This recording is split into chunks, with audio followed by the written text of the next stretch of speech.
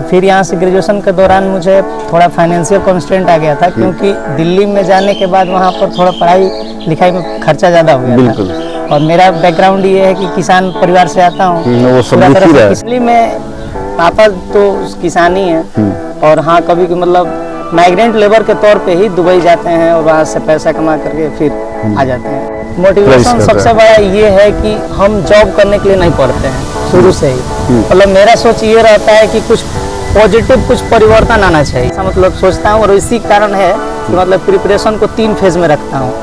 एक तो मैंने वो सिलेक्शन ले लिए हैं, फिर एक जो मैं अभी दे रहा हूँ करंट में, और फिर जो मैं करना चाहता हूँ। लेकिन हम क्या करते थे कि पूरा जहाँ से पैसेज स्टार्ट होता है, सेट जहाँ से स्टार्ट होता है, वहाँ से उसके अंत तक में जितना वर्ड हमको नहीं पता है सारा वर्ड हम नोट करते थे।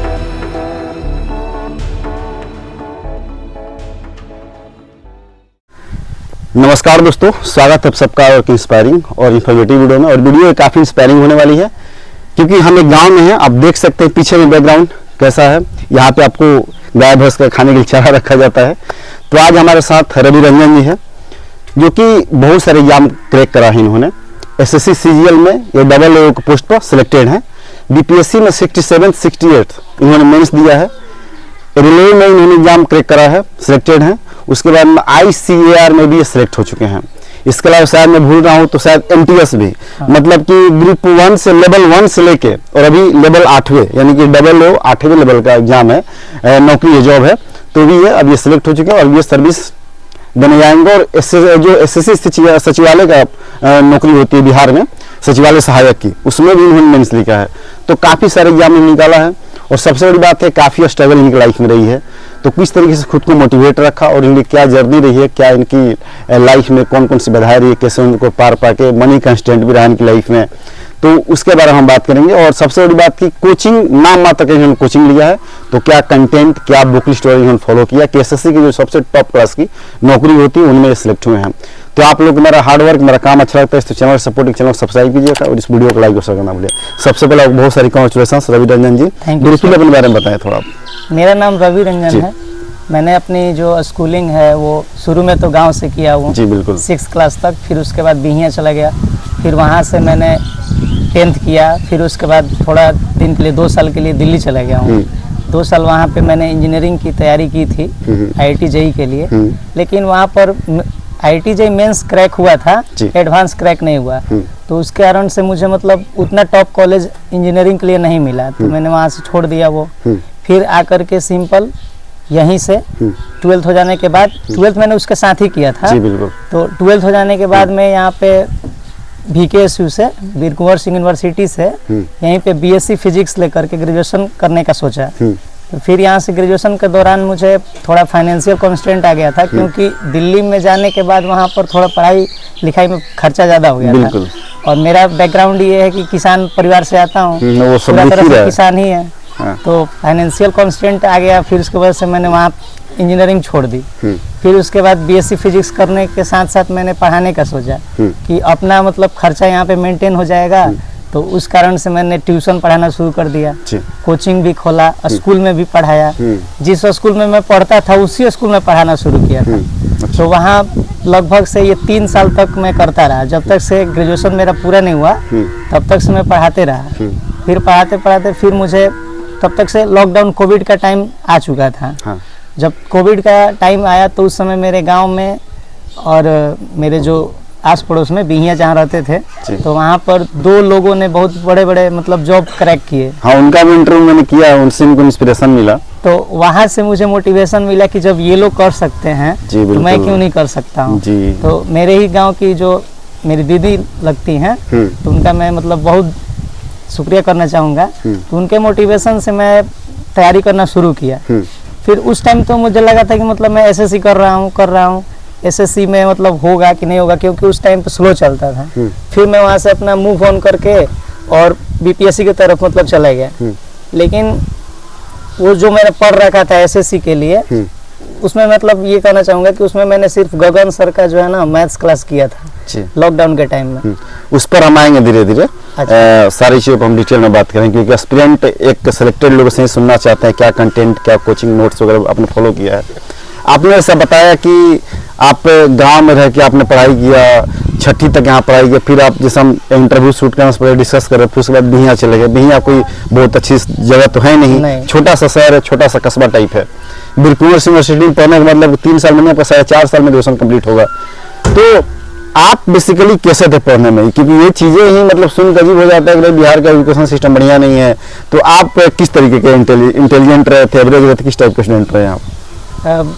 बात मतलब शुरू से अगर देखा जाए तो मतलब मैं पढ़ने में अच्छा था। अच्छा। ऐसा नहीं है, जब मतलब मैं छोटा था उसी टाइम से मेरे पापा मतलब पढ़ाने लिखाने, मेरे जो स्पेशली दादाजी को बोलना चाहेंगे, मेरे दादाजी मतलब मेरे लिए बहुत ज़्यादा मतलब करते थे। हाँ। पढ़ाने लिखाने के लिए मतलब इतना तत्पर रहते थे कि अगर मैं एक बात बताता हूँ, क्लास में मैं 9th क्लास में उस समय था, मेरे 20 नंबर का टेस्ट हुआ था, उसमें 17 नंबर आए थे। हाँ। और उसमें एक लड़के का 18 आ गया था। हाँ। बस उस बात के लिए मुझे उन्होंने बहुत डांटा कि मतलब तुमको भी उतना सुविधाएं मिल रही हैं तो तुम्हारा क्यों नहीं आ सकता है उससे ज़्यादा। अच्छा। तो मतलब वही था कि उनको मतलब मेरे लिए बहुत ज़्यादा केयर था। वो चाहते थे कि मतलब मैं जहाँ भी रहूँ अच्छा से पढ़ूँ और पढ़ लिख के मतलब कोई हार्ड वर्किंग शुरू से ही। हाँ, केयर बहुत ज़्यादा करते थे। जी, थोड़ा सा फैमिली बैकग्राउंड के बारे में बताइए। आपने जैसे बताया कि फाइनेंशियल मतलब क्राइसिस कांस्टेंट हमेशा से रहा है, तो क्या रहा है फैमिली में? फैमिली में पापा तो किसानी है, और हाँ कभी मतलब माइग्रेंट लेबर के तौर पे ही दुबई जाते हैं और वहाँ से पैसा कमा करके फिर आ जाते हैं। वो तो मनी का नीड है, वो तो जाना ही पड़ेगा, लेकिन वो भी तो एक लेबर ही है। तो वहाँ से पैसा बस पढ़ने लिखने के लिए और फैमिली के लिए आ जाता है, तो उससे मेरा हो जाता था। लेकिन फिर बीच में वहाँ भी काम नहीं मिला, कुछ दिन के लिए वहाँ भी काम नहीं मिला, तो फिर वो यहाँ पे आकर के खेती करने लगे। तो यहाँ मतलब फाइनेंशियल कॉन्स्टेंट था ही कि मतलब हमको पढ़ाना पड़ रहा था खुद के खर्चे के लिए, नहीं तो मतलब कितने फैमिली होते हैं जो यहाँ से मतलब मिल जाता है पैसा, हमको भी वो भी मतलब खुद से करना पड़ता था। ऐसी स्थिति थी। ऐसी स्थिति थी जी। तो मैं जैसे कि अब गांव में आया तो गांव में काफ़ी गली उली से घूम के मुझे आना पड़ा, और जो है कि आप गांव में मैं देख रहा हूँ कि बहुत कम लोग ऐसे गवर्नमेंट जॉब में सिलेक्ट हुए हैं।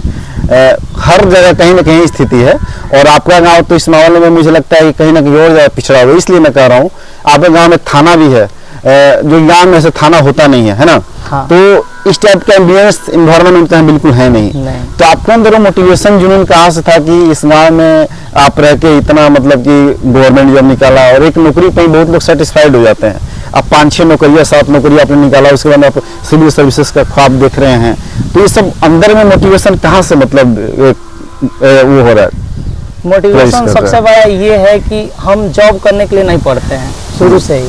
मतलब मेरा सोच ये रहता है कि कुछ पॉजिटिव कुछ परिवर्तन आना चाहिए। हाँ। चाहे वो सामाजिक हो, चाहे वो आर्थिक हो, मतलब चाहे वो घर का हो, चाहे वो मोहल्ले का हो, चाहे वो गांव का हो जी। ये चीज़ सबसे बड़ा मोटिवेशन का फैक्टर होता है। और दूसरा बात ये होता है कि मतलब मेरी ये लालसा होती है कि मतलब मैं अभी तो जितने भी मेरे गांव के सीनियर हैं जो भी अच्छे पोस्ट पर सिलेक्टेड हैं, मतलब उनसे सीखते हुए मतलब ऐसा करूं कि उनको पीछे छोड़ते हुए मैं उनसे भी ऊपर चला जाऊं। ये सबसे बड़ा मेरा मतलब मोटिवेशन रहता है, सबसे आगे रहना। हाँ, सबसे मतलब आगे मतलब जाने का मतलब ऐसा मतलब सोचता हूँ। और इसी कारण है कि मतलब प्रिपरेशन को 3 फेज में रखता हूँ।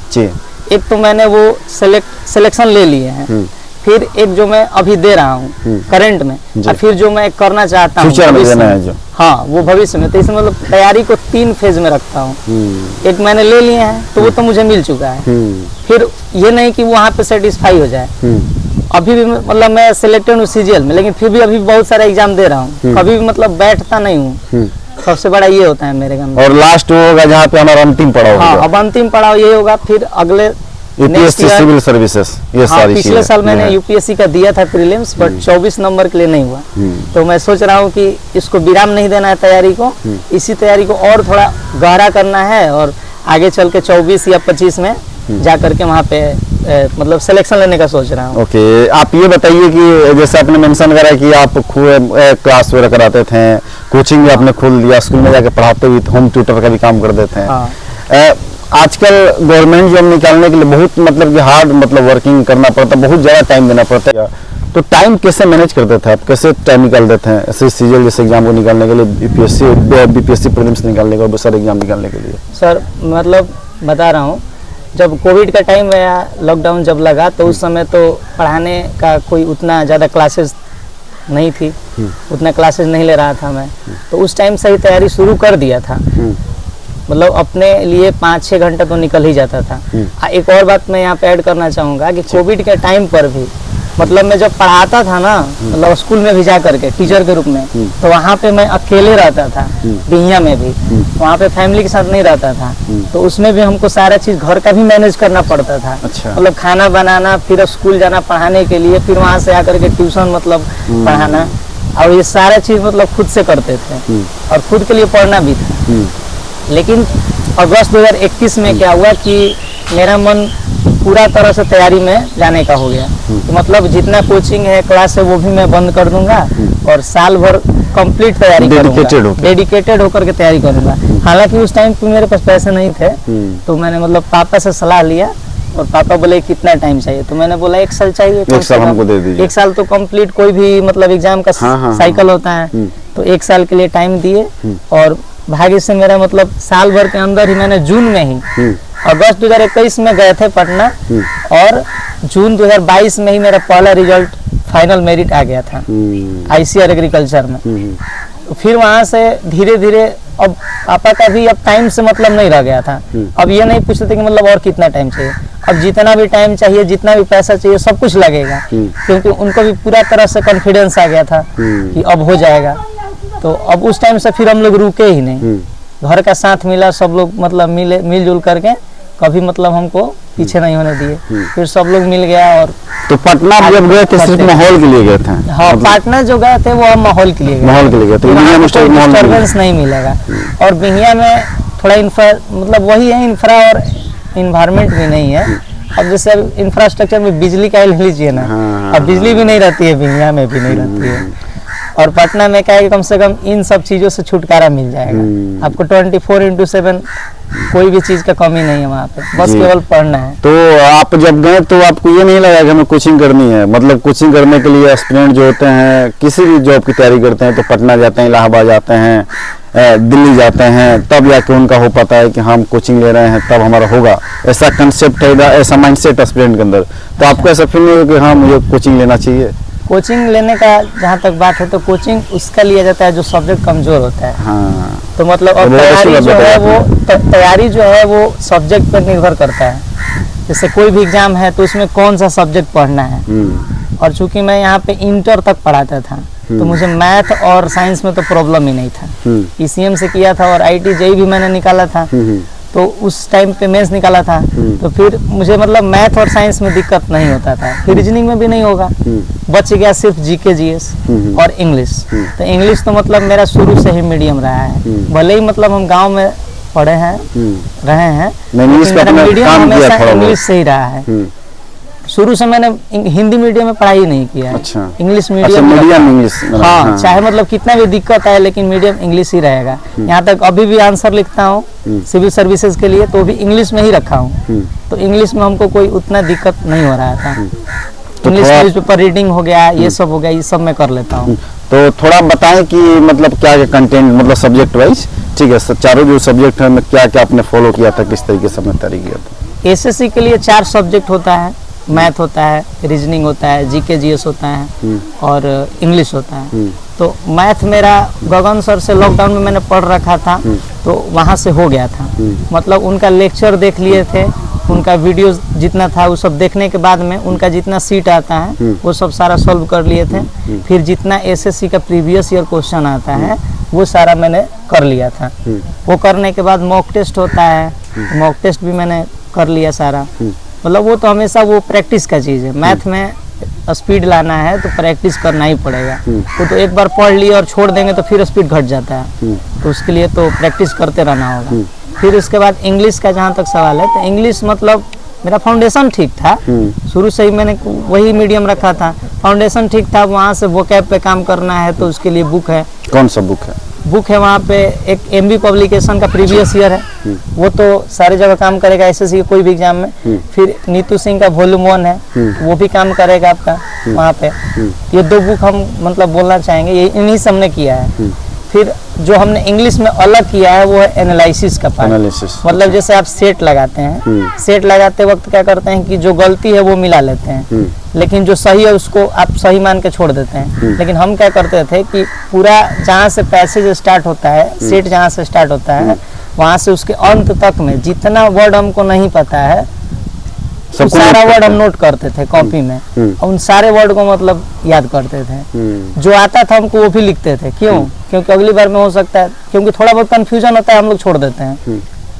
तो उसको भी हम लोग नोट किया, फिर उसको रिवाइज करते थे 7 दिन पे, 6 दिन पे, मतलब जब भी टाइम मिलेगा तो उसको रिवाइज करना होता है। अच्छा, रीजनिंग के लिए क्या किया आपने? रीजनिंग के लिए तो प्रीवियस ईयर काफी है और मॉक टेस्ट काफी है, उसके लिए अलग से कुछ नहीं करना बुक कुछ नहीं लेना, प्रीवियस कर लीजिए, प्रीवियस ईयर कर लीजिए, हो जाएगा। एक दो चैप्टर जो फंसता है जैसे कैलेंडर हो गया, ये सब हो गया, तो उसके लिए यूट्यूब पे बहुत सारा पड़ा हुआ है, आप किसी से भी। और ये जीके जीएस वगैरह की बात करिए, उसमें ये तो था है, इसमें कैसे आपने काम किया? अब जीके जीएस का जहाँ तक बात है तो इसके लिए हम सिविल सर्विसेज पर पूरा रिलाई करते थे।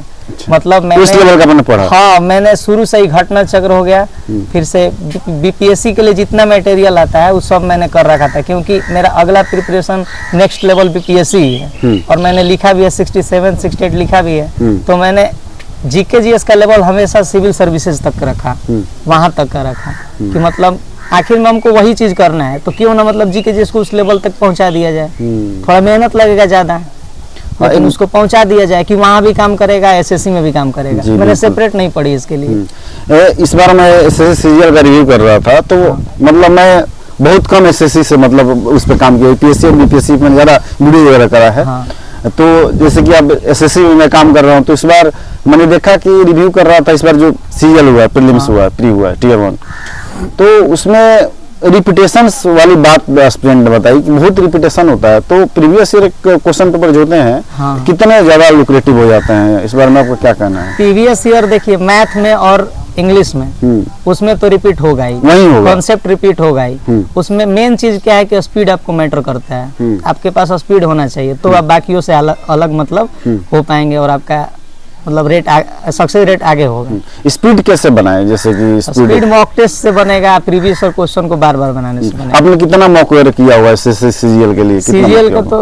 सीजीएल के लिए मतलब 100 के आसपास में किए होंगे मॉक, प्रॉपर बैठ के 1 घंटे पूरा बैठ करके। हम लोग एक और चीज यहाँ पे ऐड करना चाहेंगे कि हम लोग का ग्रुप जो था ना वो एकदम पढ़ने वाला था, उसमें कोई भी फालतूगिरी नहीं चलता था, उसमें थोड़ा भी नहीं। ग्रुप में रोज एक मॉक टेस्ट मारना है और अपलोड करना है, और मैं कोशिश मतलब मैं ये करता था कि सबसे पहले मैं ही मॉक मारूं और पहले अपलोड करूं ग्रुप में, मार्क्स अपना शेयर करूं, उसके बाद सब लोग मतलब जो बाकी लोग थे वो लोग करते थे। तो मेरा कोशिश ये रहता था कि ग्रुप में भी आगे रहना है, चाहे कुछ हो जाए, मेहनत में कमी नहीं रहना। मतलब ग्रुप वगैरह बहुत फायदा मिलता है? हाँ, फायदा मिलता है, बढ़िया ग्रुप होना चाहिए। अच्छा, तो जो क्वेश्चन वगैरह नहीं आते होंगे तो उसको ग्रुप में आप लोग डिस्कस करते हैं? हम लोग ग्रुप में डिस्कस कर लेते थे।